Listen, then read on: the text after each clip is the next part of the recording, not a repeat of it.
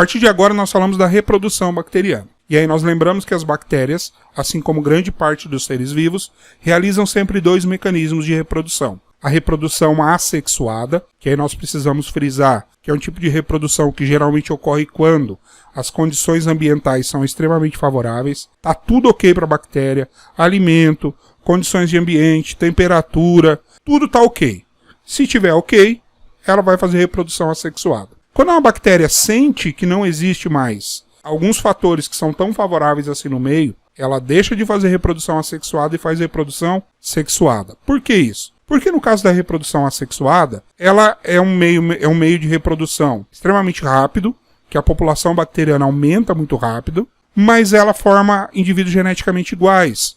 Então, se eu tiver alguma coisa que mata a célula que deu origem àquela infecção, por exemplo, um antibiótico, e aí eu começo a administrar esse antibiótico, e toda a minha população bacteriana é formada por clones, entre aspas, clones naturais, originados por reprodução assexuada, seja por divisão binária, ou seja por brotamento, nós observamos então que se a mãe morre, todos os filhos, independente da quantidade, tendem a morrer junto na ação desse antibiótico. Agora, quando ocorre a reprodução sexuada, embora tenha um alto custo metabólico, ela forma indivíduos geneticamente diferentes, e aí formando indivíduos geneticamente diferentes, existe a possibilidade de que essa modificação genética permita para essa bactéria sobreviver aonde a mãe dela não conseguiria sobreviver, então a mãe é sensível a um determinado antibiótico.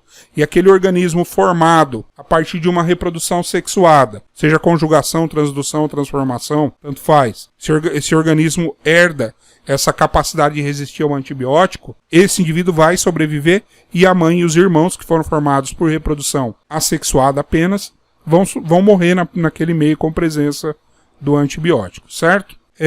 Então, nós observamos aqui a divisão binária, ou divisão simples, né, bipartição, que é única e exclusivamente quando uma célula consegue se dividir em duas. Então a gente observa aqui, ó, uma célula se dividindo em duas, uma célula se dividindo em duas. Então isso aqui é a divisão binária.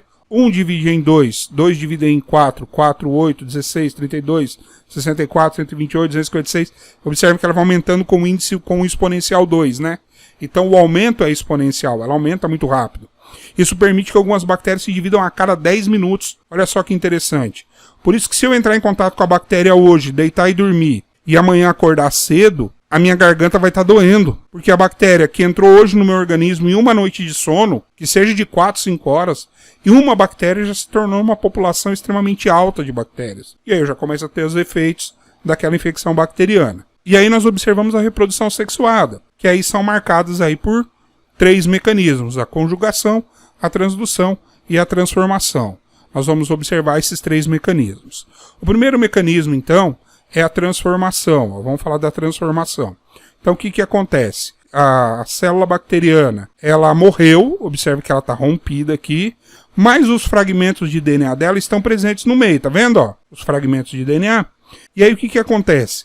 A célula saudável, que ainda não morreu, ela simplesmente absorve, olha aqui, ela absorve fragmentos do DNA da célula bacteriana que morreu. Quando esse fragmento de DNA entra na célula bacteriana, ele pode então modificar o plasmídio.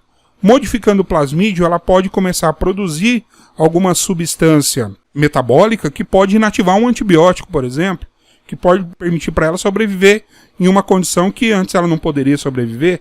Ela se modificou por transformação. Lembra do F aqui, ó? Esse F. Quando eu falo do F, eu falo de fragmento. Transformação. A célula se modifica por reprodução sexuada a partir de fragmentos de DNA de bactérias que já morreram naquele meio que ela está presente. Certo? E aí nós temos a transdução, outro mecanismo. A transdução é quando ocorre a modificação de uma célula bacteriana a partir da inserção de um DNA viral. Então eu tenho um vírus inserindo um DNA dentro dela, e essa bactéria então ela modifica também o seu DNA, passando a produzir substâncias que antes ela não produzia. Então ela também foi modificada. E a gente utiliza o mecanismo de transdução, por exemplo, para criar bactérias transgênicas. A transdução tem muito a ver com a transgenia bacteriana. Quando começamos a produzir a insulina em laboratório foi produzida dessa forma. sequenciou-se o DNA humano que permitia a produção da insulina, foi colocado dentro de um vírus, esse vírus introduziu a sequência de DNA dentro da bactéria, e aí a bactéria começou a produzir a insulina. Por isso que hoje a insulina é distribuída, e aí ela é mais barata, né, do que era antigamente. E por fim, a conjugação, que é o mecanismo principal que a bactéria realiza. O principal mecanismo é a conjugação.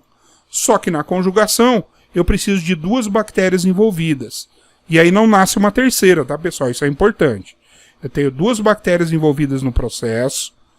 Existe a troca de plasmídio de uma bactéria, chamada de doadora, para outra bactéria chamada de receptora, certo? Então, a bactéria doadora, bactéria receptora. A bactéria que recebe o DNA, ela está, então, sendo modificada. A bactéria doadora não está sendo modificada, apenas a receptora.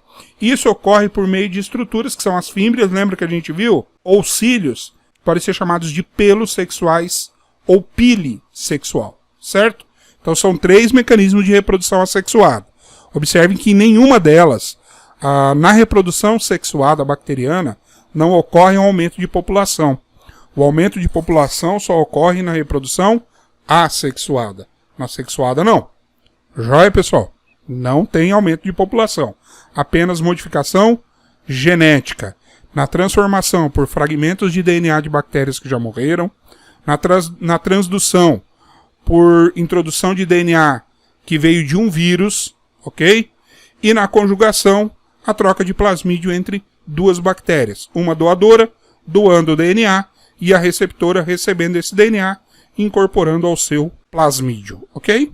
Aqui só mostrando, né, ó, a bactéria doadora. Esse aqui é o DNA único. Aqui é o DNA plasmidial. Ela duplica o seu DNA e aí faz o quê? Doa o seu plasmídio para outra bactéria. Essa aqui é a ponte ou pile sexual que a gente viu agora há pouco no slide anterior. Aqui a transdução por vírus, ó. O vírus introduz, ó. O vírus se reproduz, tá lá com o DNA viral, e aí ele insere o DNA no plasmídio bacteriano. E aqui a transdução, fragmentos de DNA livre no meio, geralmente de bactérias que já morreram. Ele é incorporado pela bactéria e aí ele se integra ao DNA plasmidial. Joia, pessoal? Então na aula de hoje nós falamos sobre a bactéria. A partir da semana que vem, ou na aula da semana que vem, nós vamos falar sobre cianobactérias, que também fazem parte do grupo dos Moneras. Joinha? Então lembrando que hoje nós falamos basicamente sobre o reino Monera, nós falamos sobre as arqueobactérias, nós falamos sobre as eubactérias, certo? As arqueobactérias, bactérias primitivas ou extremófilas. As eubactérias são as bactérias consideradas bactérias modernas, que aí são causadoras de doença. Nós utilizamos essa bactéria na biotecnologia, elas são amplamente utilizadas na biotecnologia para a produção de medicamentos, são utilizadas para a produção de alimentos, leite, bebidas alcoólicas, elas são muito utilizadas já há bastante tempo. Certo, pessoal? E aí na semana que vem nós falamos das cianobactérias. Joinha? Nós ficamos então por aqui. Se você gostou dessa videoaula, deixe o seu like, pode comentar, deixar dicas aí para o professor, o que precisa melhorar, compartilhe com os seus amigos, avise o colega, pessoal, ó, o professor está postando videoaulas, vamos assistir, certo? Se inscreva no canal e até a próxima, bye bye!